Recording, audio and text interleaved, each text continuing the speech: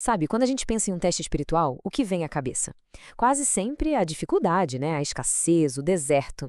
Mas e se a maior de todas as provas não for a falta, e sim a abundância? Nos discursos finais dele, Moisés lança um alerta poderosíssimo. O verdadeiro perigo para o coração não é o sofrimento, mas o sucesso. Vamos mergulhar nessa advertência para entender melhor. E aqui que está o grande paradoxo que Moisés apresenta. Pensa bem, por 40 longos anos o deserto ensinou uma lição dura, mas muito necessária, que era a dependência total de Deus. Já a terra prometida, um lugar de fartura, de riqueza, traria um teste completamente diferente, um teste à memória. A questão era, será que, de barriga cheia e com a casa segura, eles iam se lembrar de quem sustentou tudo aquilo? E essa frase, ela vai direto ao ponto. Ela resume a essência do problema. Revela a doença espiritual que Moisés mais temia, o orgulho da autossuficiência. Sabe, aquela tendência que a gente tem, quase irresistível, de olhar para as próprias conquistas e pensar, fui eu que fiz? Essa é a batalha central da nossa análise de hoje. Ok, para a gente entender bem o perigo, primeiro a gente precisa entender a preparação. Moisés, aqui ele meio que reinterpreta os 40 anos de peregrinação. Aquilo não foi só um castigo pela falta de fé. Não, foi uma universidade a céu aberto, sabe? Um processo educativo, intencional, todo moldado por Deus. E os métodos de ensino, olha, eram únicos. Deus os humilhou, deixou que sentissem fome, para logo em seguida sustentar com maná, um pão que eles não podiam produzir nem controlar. E o cuidado era nos mínimos detalhes. As roupas não se gastavam, os pés não inchavam. Cada coisinha era uma aula sobre uma única verdade.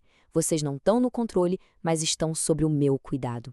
E essa aqui é como se fosse a tese de formatura da escola do deserto. A vida de verdade, sabe? A essência da existência não vem só do sustento físico, mas da conexão e da obediência à palavra de Deus.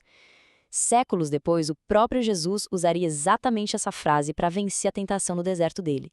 Fica muito claro que a verdadeira fonte da vida é a dependência da palavra de Deus. Certo, mas qual é o antídoto para essa amnésia espiritual que a prosperidade pode causar? A resposta está numa palavrinha hebraica, zakar. Lembrar aqui não é só ter uma nostalgia, uma lembrança passiva, é uma ação. É trazer a história da graça de Deus para o agora, para o presente, e deixar que essa história defina cada decisão. Lembrar é o músculo da humildade. Só que não bastava apenas se lembrar da graça de Deus. Moisés precisava ir além. Ele precisava demolir qualquer sentimento de justiça própria.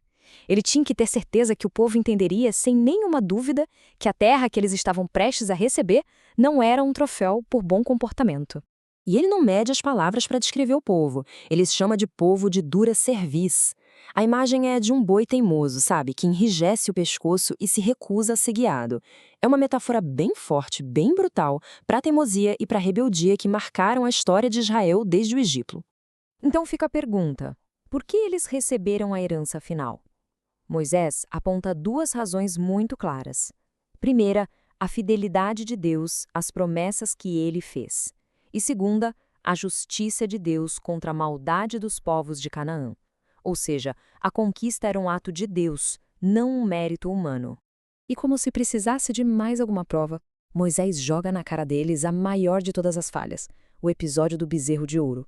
No exato momento em que recebiam a lei no Monte Sinai, eles estavam lá embaixo quebrando tudo com idolatria. O argumento é devastador. Eles só não foram destruídos porque Moisés intercedeu, se colocou na frente por eles. Bom, com o orgulho todo desconstruído e a memória da graça bem estabelecida, Moisés finalmente revela qual é a solução de Deus. E não se trata só de evitar erros, mas de uma transformação profunda, interna, radical mesmo. É aí que ele faz a pergunta que ecoa através dos séculos. Depois de tudo isso, o que é que Deus realmente quer? A resposta não é uma lista de rituais, não.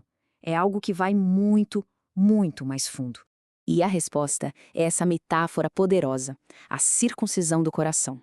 Aquele sinal externo da aliança não significava nada se o coração continuasse incircunciso, duro, insensível, teimoso. Deus não estava pedindo um ritual, mas uma verdadeira cirurgia espiritual para remover toda a resistência que impedia um relacionamento de verdade com Ele. Porque de um coração assim, transformado, a verdadeira vida da aliança simplesmente brota. Não como uma obrigação, mas como uma resposta natural. É temer a Deus com reverência, andar nos caminhos dele na prática, amá-lo com afeto e servi-lo com total devoção. Tudo flui de dentro para fora. Mas claro, essa transformação interna não pode ficar trancada. Moisés conclui mostrando que um coração circuncidado produz um resultado visível, inevitável na sociedade. O amor a Deus sempre, sempre transborda em amor ao próximo. E aqui está o termômetro: como é que se sabe se uma comunidade realmente ama a Deus? É simples, olhe para como ela trata os mais vulneráveis: o órfão, a viúva e o estrangeiro. A justiça social não era um extra da fé. Era a principal evidência dela. Porque Deus se importa com eles, o povo dele também devia se importar.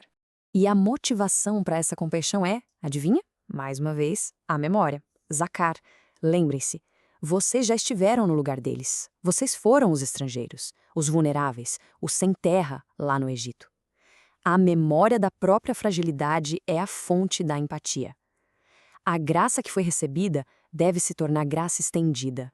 E é assim que a lição de Moisés atravessa milênios e chega até nós com esta pergunta: quem é o estrangeiro no nosso mundo, na nossa vizinhança, no nosso trabalho?